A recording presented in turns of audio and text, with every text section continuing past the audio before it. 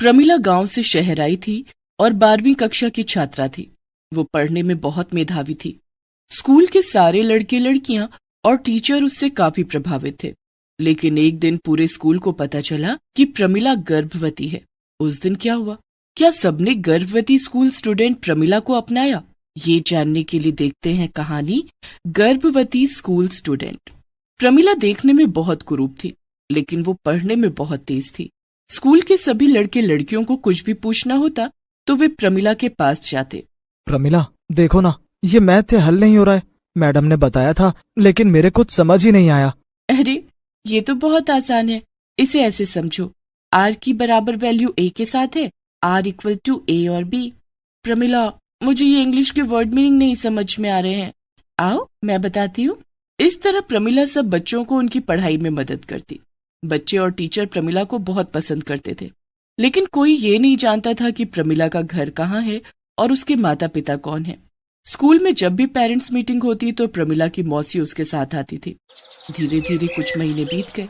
एक दिन प्रमिला स्कूल के लिए तैयार हो रही थी तो उसने खुद को आईने में देखा। हे भगवान, मेरा तो पेट बढ़ रहा है। कहीं मैं प्रेग्नेंट तो नहीं हूँ? अगर स्कूल में सबको पता चल गया तो मैं सबको क्या बताऊंगी? सब मेरे बारे में पता नहीं क्या सोचेंगे। उस दिन से प्रमिला बहुत परेशान रहने लगी। उसका पढ़ाई से मन हटने लगा। वो पढ़ी हुई चीजें भूलने लगी। वो बार बार अपने पेट पर हाथ फेर कर देखती कि उसका पेट कितना बढ़ा। प्रमिला, तेज बौछारे में कौन सा दृश्य बिंब है? मैम, अभी कुछ याद नहीं आ रहा है। तुम्हें क्या हो गया है प्रमिला? तुम्हारा पढ़ने लिखने में मन क्यों नहीं लग रहा है? सॉरी मैम, मैं पढ़ने में मन लगाऊंगी और कल याद करके आऊंगी। लेकिन स्कूल से घर जाने के बाद प्रमिला का पढ़ाई में बिल्कुल भी मन नहीं लगता था। वो बस अपने कमरे में बंद होकर आईने में अपना बढ़ता हुआ पेट देखा करती और खूब रोती। रोने और परेशान होने के कारण प्रमिला दिन पर दिन दुबली होती जा रही थी। एक दिन क्लास में प्रमिला को चक्कर आ गया। क्लास के सारे बच्चे और टीचर उसे उठाकर कॉमन रूम में ले गए और पानी के छींटे मारकर उसे होश में लेकर आए। मेरा सिर चकरा रहा है। मेरी आंखों के सामने अंधेरा छा रहा है। घबराओ मत प्रमिला, हम तुम्हें डॉक्टर के पास ले चलते हैं।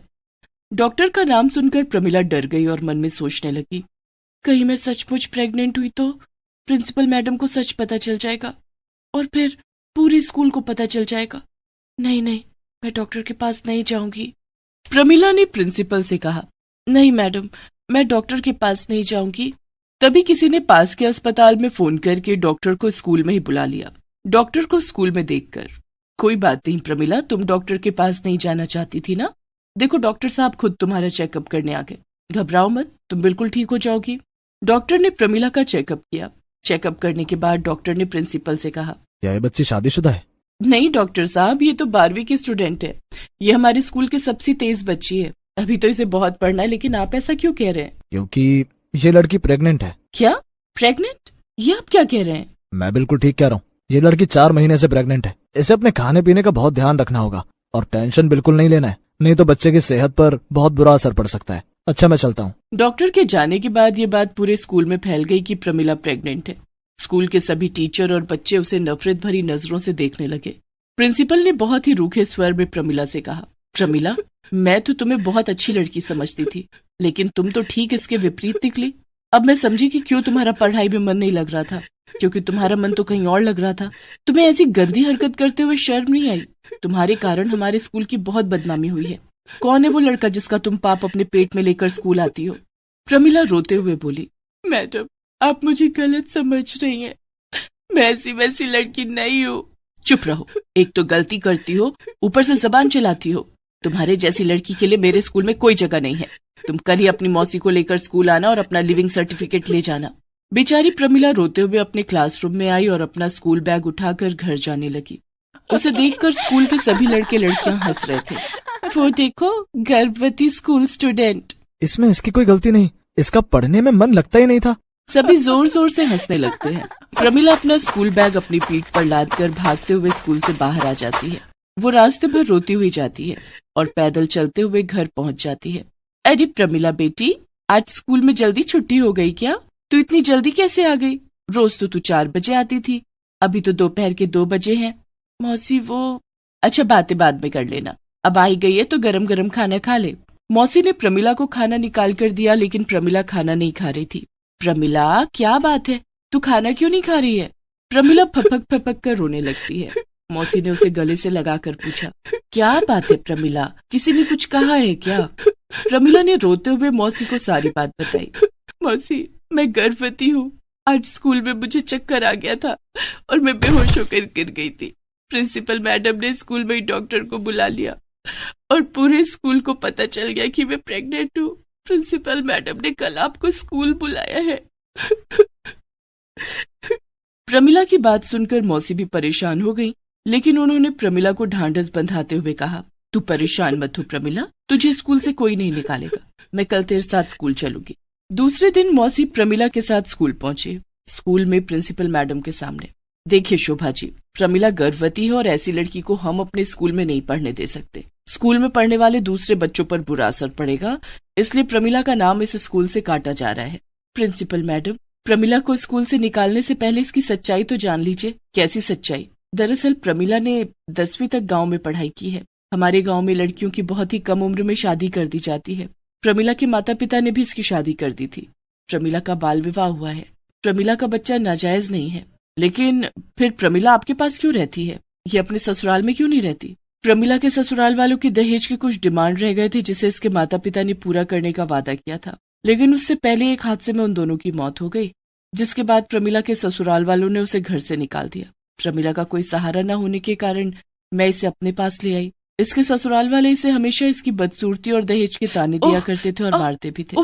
इसलिए मैंने प्रमिला को शहर लाना ठीक समझा। प्रमिला पढ़ने लिखने में बहुत तेज थी, इसलिए इसका नाम आपके स्कूल में लिखवा दिया। प्रमिला की पूरी कहानी सुनकर प्रिंसिपल मैडम का हृदय करुणा से भर गया। उनके मन में प्रमिला के लिए ढेर सारा प्यार उमड़ आया। उन्होंने प्रमिला के सिर पर हाथ फेरते हुए कहा, मुझे माफ कर दो प्रमिला। मुझे नहीं पता था कि तुमने इतनी छोटी सी उम्र में इतने दुख उठाए हैं। तुम्हें इस स्कूल से कोई नहीं निकालेगा। तुम खूब पढ़ो और अपने पैरों पर खड़ी हो जाओ, लेकिन उससे पहले मैं तुम्हारे ससुराल वालों को उनके किए की सजा दिलाऊंगी। प्रिंसिपल मैडम ने पूरे स्कूल को प्रमिला के जीवन के संघर्ष की कहानी बताई। सभी टीचर और बच्चों ने भी प्रमिला से माफी मांगी। उन सभी के दिल में प्रमिला के लिए इज्जत और बढ़ गई। प्रमिला अब रोज की तरह स्कूल आने लगी। अब उसका मन पहले की तरह पढ़ने में लगने लगा। इधर स्कूल की प्रिंसिपल और मौसी ने मिलकर प्रमिला के ससुराल वालों पर दहेज प्रताड़ना और घर से जबरन बाहर निकालने का केस किया, जिसके बाद पुलिस ने प्रमिला के ससुराल वालों को गिरफ्तार करके जेल भेज दिया। प्रिंसिपल मैडम, आपका बहुत बहुत धन्यवाद। प्रमिला, तुम्हारे जैसी होनहार छात्रा की मदद करना मेरा फर्ज है। चाहे कितनी भी कठिनाइयां आए, किसी भी कीमत पर अपनी पढ़ाई मत छोड़ना।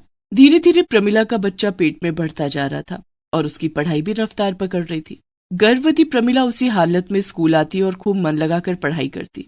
धीरे धीरे 12वीं की परीक्षा का समय भी नजदीक आ गया था। इधर प्रमिला के प्रसव का समय भी नजदीक आ रहा था। एक दिन प्रमिला रात में पढ़ाई कर रही थी। ओह, मेरे पेट में बहुत तेज दर्द हो रहा है। उफ, ये दर्द तो बढ़ता ही जा रहा है। अब मैं क्या करूं? परसों मेरी 12वीं की परीक्षा भी है। पढ़ाई में ध्यान लगाने की कोशिश करती हूँ। प्रमिला पढ़ाई करने की कोशिश करने लगी, लेकिन उसके पेट का दर्द बढ़ता ही जा रहा था। प्रमिला से दर्द बर्दाश्त नहीं हो रहा था। दर्द के मारे वो जोर जोर से चिल्लाने लगी। उसके चिल्लाने की आवाज सुनकर उसकी मौसी दौड़ी दौड़ी उसके कमरे में आई। क्या हुआ प्रमिला? क्या हुआ बेटी? मौसी, मेरे पेट में बहुत तेज दर्द हो रहा है। प्रमिला की मौसी उसे फौरन अस्पताल लेकर गई। अस्पताल जाकर प्रमिला ने एक सुंदर से बेटे को जन्म दिया। बेटे को जन्म देने के बाद प्रमिला फौरन परीक्षा की तैयारी करने लगी। तभी वहाँ डॉक्टर साहब आ गए। इन्हें कुछ दिनों के आराम की जरूरत है, अभी इन्हें पढ़ाई नहीं करनी चाहिए। प्रमिला बेटी, पढ़ाई बाद में कर लेना, अभी तू आराम कर। मौसी, परसों मेरी फाइनल परीक्षा है, मुझे पढ़ाई तो करनी होगी, मुझे सबसे अव्वल आना है। प्रमिला ने हॉस्पिटल में ही पढ़ाई जारी रखी और परीक्षा वाले दिन वो हॉस्पिटल से ही परीक्षा देने गई। प्रमिला अपनी गोद में अपने नवजात बच्चे को लेकर परीक्षा देने लगी। परीक्षा के बीच बीच में वो बच्चे को दूध पिलाती और साथ साथ परीक्षा भी देती। इसी तरह से प्रमिला ने अपनी पूरी परीक्षा दी।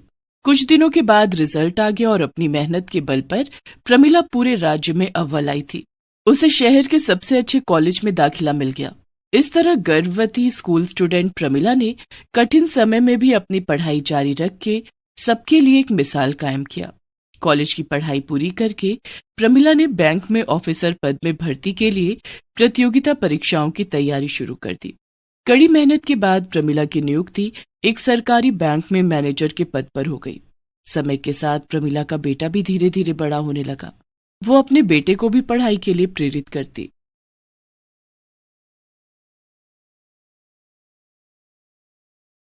सोना सिर्फ 6 साल की थी जब उसके माता पिता एक एक्सीडेंट में मारे गए और तब से ही सोना की जिंदगी बद से बदतर होती चली गई। कहने को तो उसके चाचा चाची उसका ख्याल रखने के लिए उसे अपने साथ ले आए थे, लेकिन हकीकत इससे बहुत अलग थी।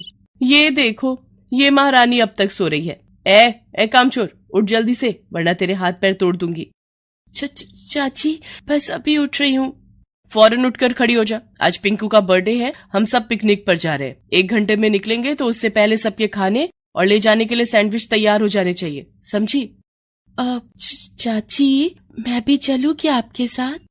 कोई जरूरत नहीं है, तुझे पाल रहे हैं ये कम है क्या, जो अब तुझे घुमाने फिराने का भी ठेका ले लें हम?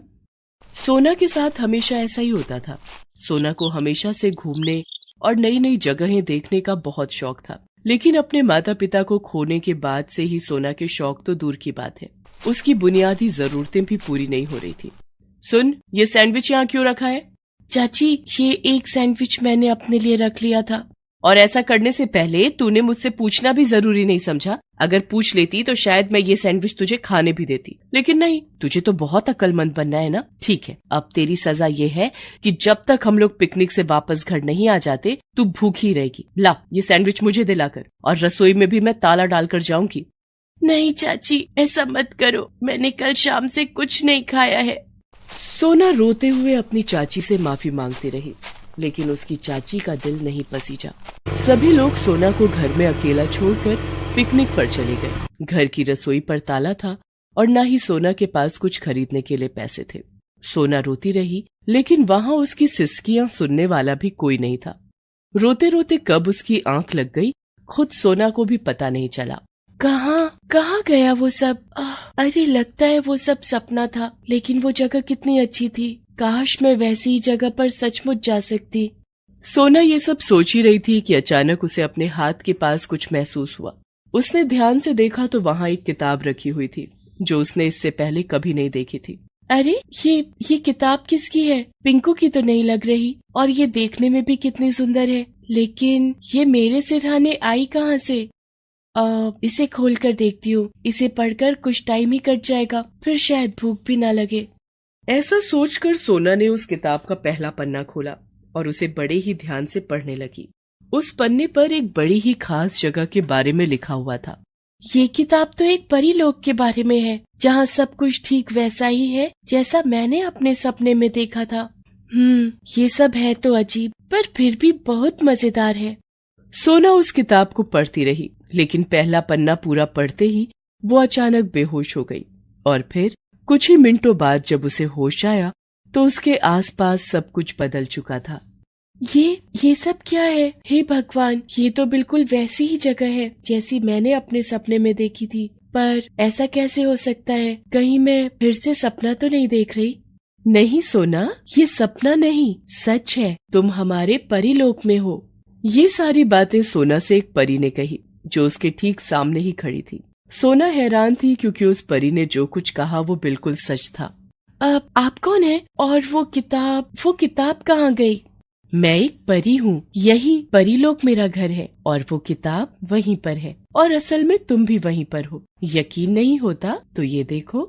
इतना कहकर उस परी ने सोना की तरफ एक जादुई आईना बढ़ा दिया, जिसमें सोना अपने पुराने रूप और पुराने घर में ही थी और आराम से सो रही थी। वो जादुई किताब भी उसके पास ही थी।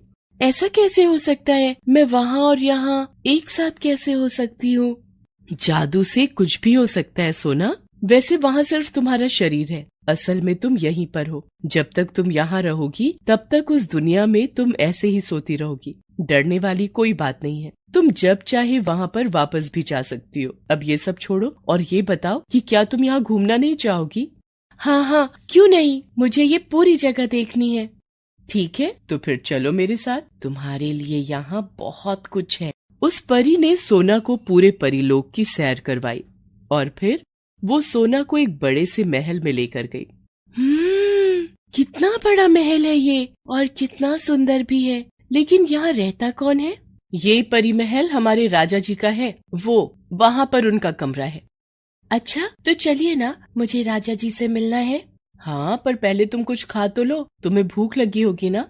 परीलोक की खूबसूरती में सोना इस कदर खो गई थी कि उसे भूख का एहसास ही नहीं रहा। लेकिन फिर परी ने जब उसे खाने की मेज पर बिठाया तो उसकी आंखें चमक उठी। इतना सारा खाना, ये सब मेरे लिए है क्या? हाँ, सब तुम्हारे लिए है, खाओ ना। उस दिन सोना ने कई सालों के बाद जी भर कर खाया और फिर थैंक यू परी जी, सच में मजा ही आ गया। अब हम क्या करेंगे? तुम्हें राजा जी से मिलना था ना, तो फिर चले। लेकिन रुको, तुम ये कपड़े पहनकर राजा जी के सामने नहीं जा सकती। इतना कहकर परी ने अपनी जादुई छड़ी घुमाई और इसके साथ ही सोना के फटे पुराने कपड़े एक सुंदर सी पोशाक में बदल गए। अब सोना भी बिल्कुल एक परी जैसी ही लग रही थी। अब तुम राजा जी से मिल सकती हो, चलो मेरे साथ। और मेरी एक बात ध्यान से सुनो, राजा जी से अदब से बात करना, उनसे ऐसा कुछ मत कहना जिससे वो नाराज हो जाए। जी ठीक है, मैं ध्यान रखूंगी। इसके बाद वो परी सोना को राजा जी के कमरे में लेकर गई। वो कमरा बहुत ही बड़ा और शानदार था। ऐशो आराम की हर चीज थी उस कमरे में। सोना, तुम यहीं बैठकर इंतजार करो, राजा जी बस आते ही होंगे। अब मैं तुमसे थोड़ी देर में मिलती हूँ। इतना कहकर परी वहाँ से चली गई और सोना काफी देर वहीं इंतजार करती रही।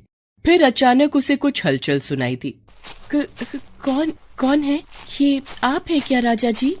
सोना की बात का किसी ने जवाब नहीं दिया, लेकिन उसे एक विशाल कदकाठी वाली परछाई दिखाई दी। सोना समझ गई कि ये परीलोक के राजा ही हैं। सोना ने फौरन झुककर राजा जी का अभिवादन किया। राजा जी, मैं सोना हूँ। एक जादुई किताब मुझे यहाँ लेकर आई है। यहाँ सब कुछ बहुत अच्छा है और सब लोग भी बहुत अच्छे हैं। वो परी जी, उन्होंने मुझे कितने प्यार से खाना खिलाया, मुझे ये ड्रेस गिफ्ट की। सच में मुझे यहाँ आकर बहुत अच्छा लगा।